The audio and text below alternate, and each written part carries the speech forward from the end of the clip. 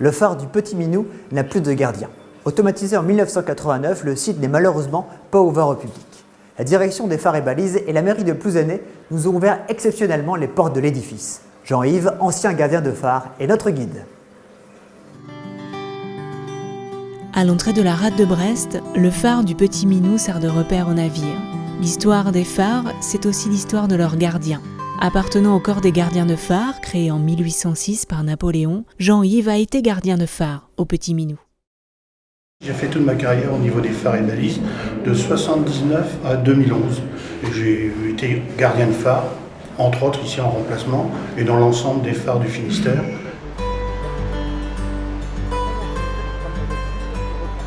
Cette pièce qui n'a pas de lumière, qui est un local borgne, servait surtout ici au niveau des placards qu'il y a derrière vous, là, pour ranger le matériel, le pavillon, quelques pièces détachées ou des lampes de secours. C'était stocké ici, là, c'était la réserve, disons, de pièces détachées et de matériel pour le phare.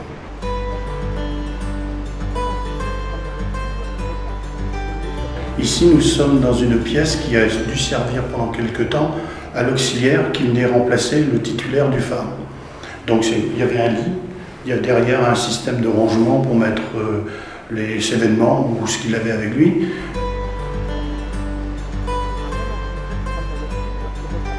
Alors la pièce qu'on se trouve est la même que celle du dessous. La seule particularité, ici, le lit, par contre, ils avaient fait un lit à baldaquin.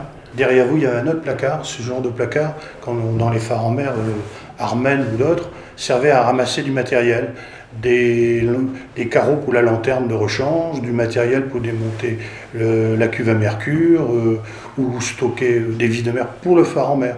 Pour ici, nous n'avons pas de problème de ravitaillement en étant un phare à terre. C'était, je pense, plutôt un stockage de matériel qui devait se faire au niveau de ces placards.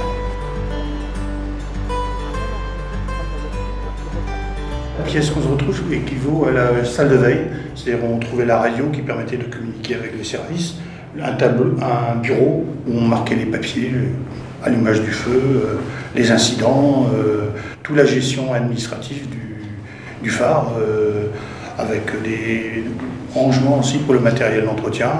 Il devait y avoir aussi, je suppose, un buffet dans lequel tout le matériel de rechange pour le feu à pétrole devait y être stocké. On retrouve la même chose dans l'ensemble des phares, même conception. Un des temps forts de la vie des gardiens de phare, la relève. Une manœuvre délicate à organiser pour le transfert du personnel, des vivres et du matériel. La réussite de ce transfert était fonction de plusieurs paramètres. La météo, l'état de la mer, la synchronisation des équipes et l'expérience du patron de la vedette et de son équipage. Selon l'environnement du phare, chaque méthode de relève était particulière et toujours soumise aux caprices de la mer. Et parfois, la relève devait attendre. L'histoire des gardiens de phare, c'est aussi la transition vers l'automatisation des phares qui s'est facilement faite à terre. Pour les phares en mer, devant rester accessibles pour la maintenance, l'accès se fera désormais par les airs. La conclusion a été faite après qu'on pouvait élitreiller sur un phare et qu'on n'avait pas besoin de beaucoup de surface. 1 mètre carré, 2 mètres carrés suffisait pour faire un élitreillage. L'automatisation nous posait un autre problème.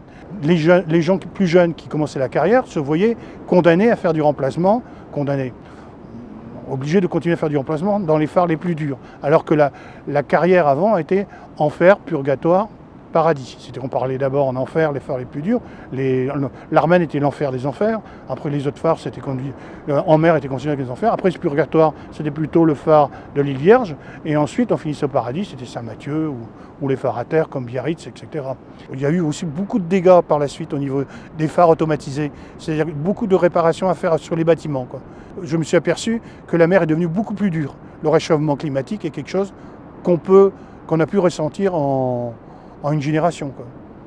L'automatisation a conduit à former une nouvelle génération de gardiens de phare, évoluant vers plus de technicité. L'objectif, lui, est toujours le même, la continuité du feu, garant de la sécurité des navires et des marins.